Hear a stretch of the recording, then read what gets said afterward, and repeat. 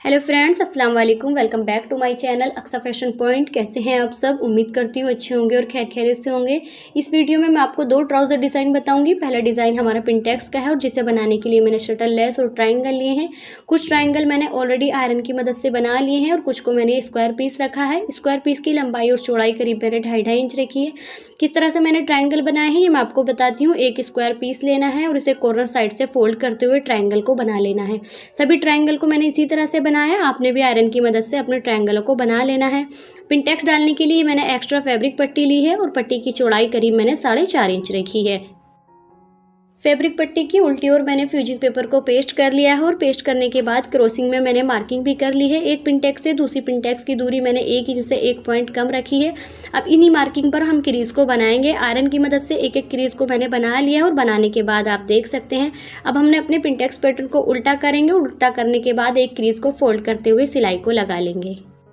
पहली क्रीज को फोल्ड करते हुए मैंने पिंटेक्स डाल ली है और डालने के बाद आप देख सकते हैं ये फ्यूजिंग पेपर पेस्ट करते हुए इसके अंदर धागा रह गया है, ये इसके अंदर ही फिक्स हो गया है। अब हमने दूसरी क्रीज को भी फोल्ड करना है और बराबर मार्जिन के साथ सिलाई को लगा लेना है।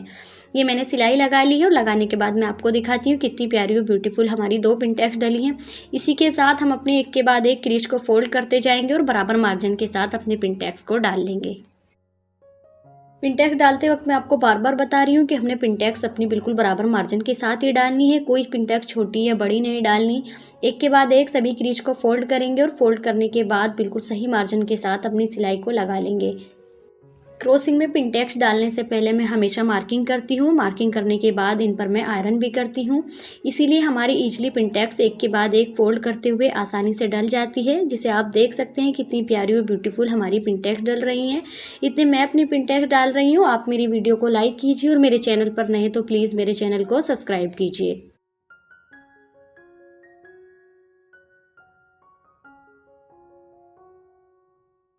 एक के बाद एक सभी क्रीज को फोल्ड करते हुए ये मैंने सिलाइयाँ लगा ली हैं और लगाने के बाद मैं आपको दिखाती हूँ। अक्सर ये बात आपने मेरी नोट की है कि मैंने दो पिंटेक्स जो लास्ट की बची होती हैं ये मैं आपको शुरू से ही फोल्ड करके दिखाती हूँ। क्रीज से अपने फैब्रिक को फोल्ड करेंगे और फोल्ड करने के बाद सिलाई को लगा लेंगे।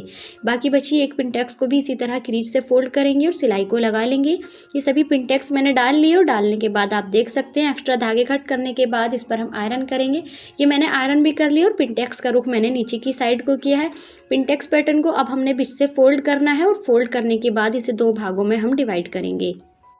पिंटेक्स पैटर्न को मैंने दो भागों में डिवाइड कर लिया और डिवाइड करने के बाद एक पैटर्न को साइड में रखते हुए अब हम अपने ट्रायंगल को लेंगे और ट्रायंगल को एक के बाद एक ट्रायंगल पर फिक्स करते हुए सिलाई को लगा लेंगे। जिस तरह से आप देख रहे हैं पहले ट्रायंगल को रखेंगे और दूसरे को उसी से रखते हुए एक के बाद एक सभी को हम स्टिच कर लेंगे।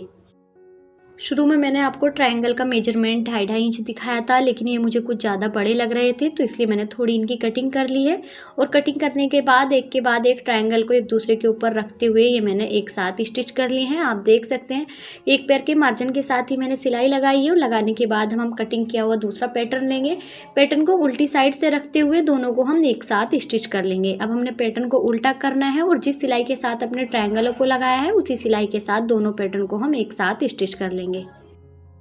पिंटेक्स के दोनों पैटर्न को एक साथ फिक्स करते जाएंगे और उसी सिलाई पर हम सिलाई को लगा लेंगे। ये मैंने सिलाई लगा ली है और सिलाई लगाने के बाद मैं आपको दिखाती हूँ। अपने पैटर्न को सीधा करेंगे और सीधा करने के बाद इस पर हम आयरन करेंगे। ये मैंने आयरन भी कर लिया और आप देख सकते हैं कितना प्यारा और ब्यूटीफुल हमारा पैटर्न बनके तैयार हुआ है।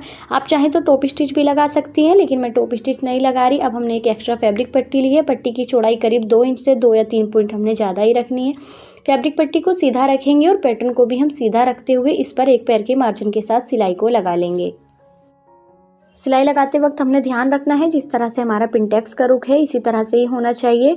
एक भी पिंटेक्स का रुख नीचे की तरफ नहीं होना चाहिए। जिस तरह से ये मेरा हो गया है हम अपने पिंटेक्स के रुख को एक साथ फिक्स करेंगे और फिक्स करने के साथ सिलाई को लगा लेंगे।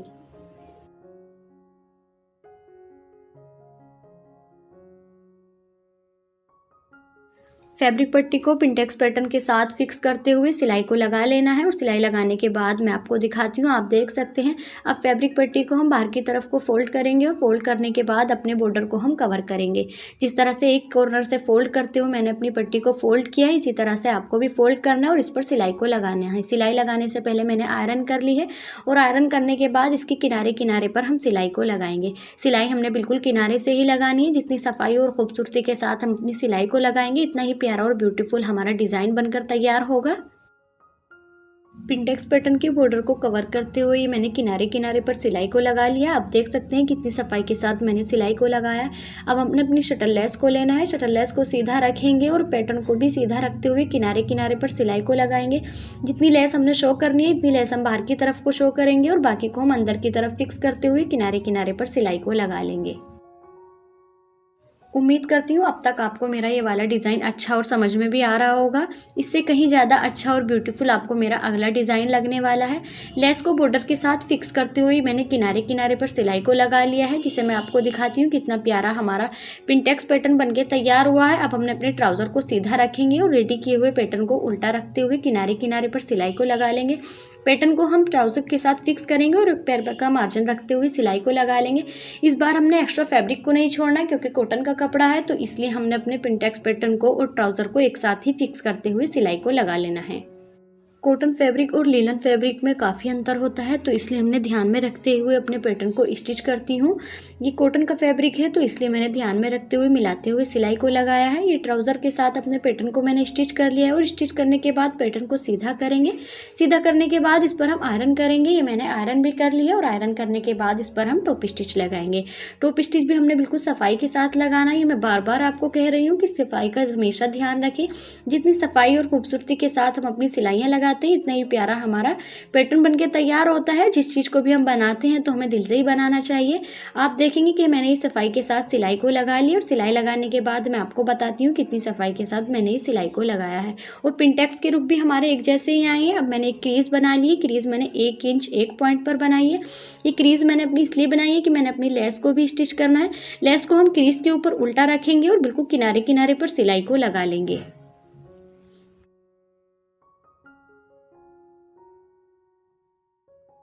अपनी लेस को क्रीज के साथ फिक्स करते हुए किनारे किनारे पर सिलाई को लगाना है। ये मैंने सिलाई लगा ली है और सिलाई लगाने के बाद अपनी लेस को बाहर की ओर टर्न करेंगे और टर्न करने के बाद इस पर हम टॉप स्टिच लगाएंगे। टॉप स्टिच लगाने से पहले मैं इस पर आयरन करूंगी। ये मैंने आयरन भी कर ली है और आयरन करने के बाद रखते जाएंगे और बिल्कुल फिक्स करते हुए किनारे किनारे पर सिलाई को लगा लेंगे।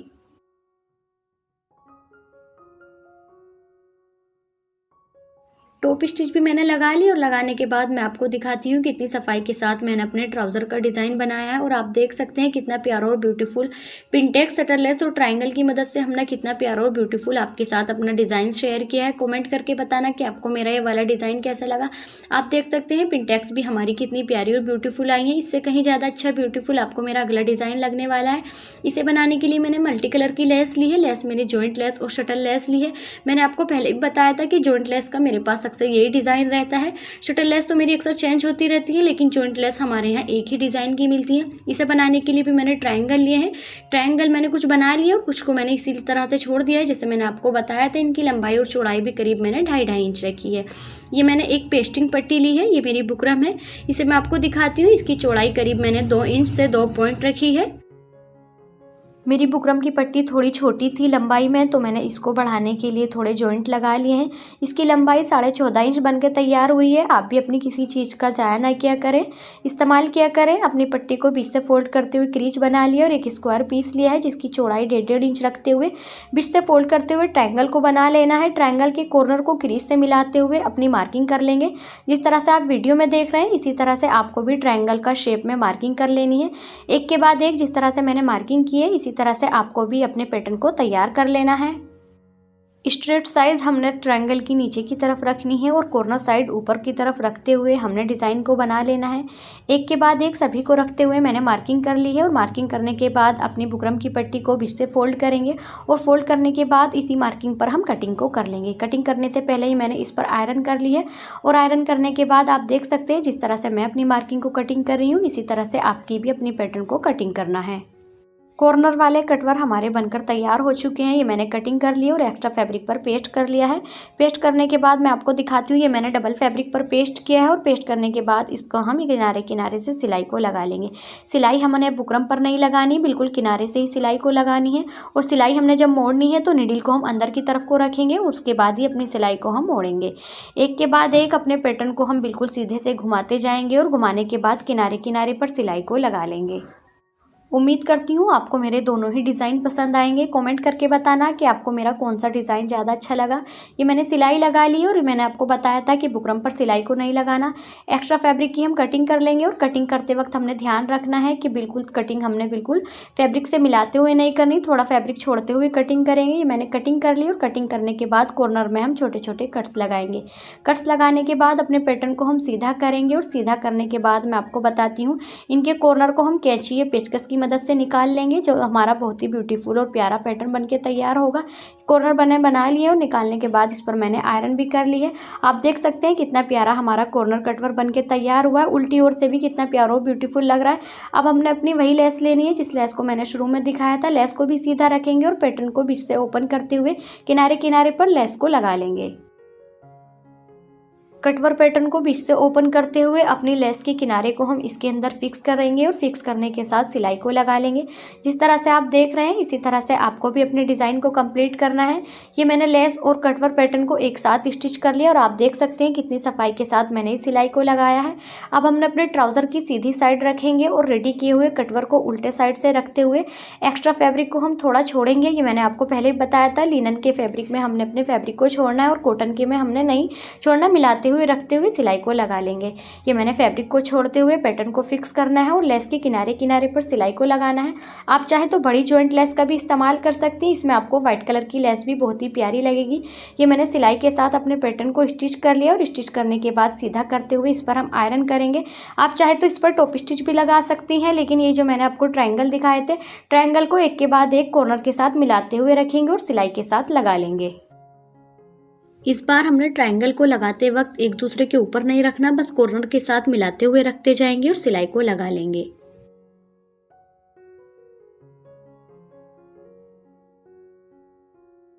अपने ट्राउज़र के ऊपर ट्रायंगल को एक के बाद एक कॉर्नर से मिलाते हुए रखेंगे और सिलाई के साथ लगा लेंगे। ये मैंने सभी ट्रायंगल को स्टिच कर लिया और करने के बाद इस पर हम आयरन करेंगे।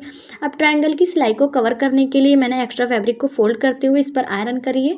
आयरन करने के बाद इस पर हम टॉप स्टिच लगाएंगे। फैब्रिक को फिक्स करते जाएंगे और बिल्कुल किनारे किनारे पर सिलाई को हम लगा लेंगे।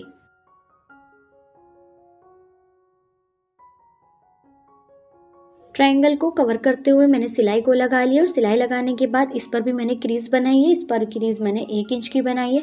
अब अपनी शटल लेस को लेंगे। शटल लेस को हम क्रीज के ऊपर उल्टा रखते हुए सिलाई को लगा लेंगे। इस लेस का लगाने का वही तरीका है जिस तरह से हमने पहले वाले डिज़ाइन में लगाई थी। लेस को क्रीज के ऊपर फिक्स करते जाएंगे और सिलाई को लगा लेंगे।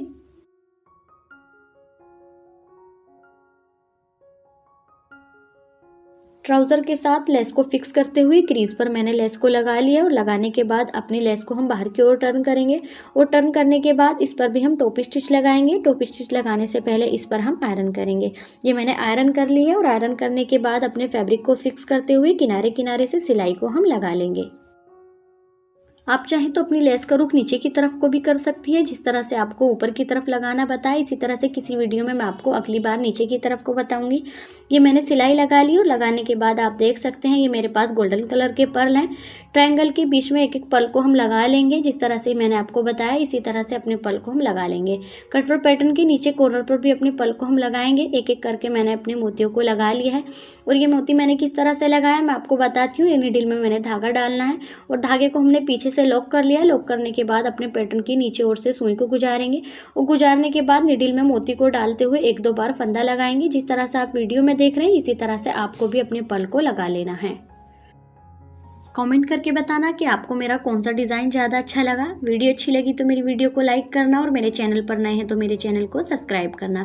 जिस तरह से हमने ट्रायंगल के बीच में कॉर्नर पर मोतियों को लगाया इसी तरह से हम कटवर के नीचे कॉर्नर पर भी एक एक करके मोती को लगा लेंगे और ये मैंने एक एक करके अपने मोतियों को लगा लिया है और लगाने के बाद आप देख सकते हैं कितना प्यारा और ब्यूटीफुल मेरा डिज़ाइन लग रहा है।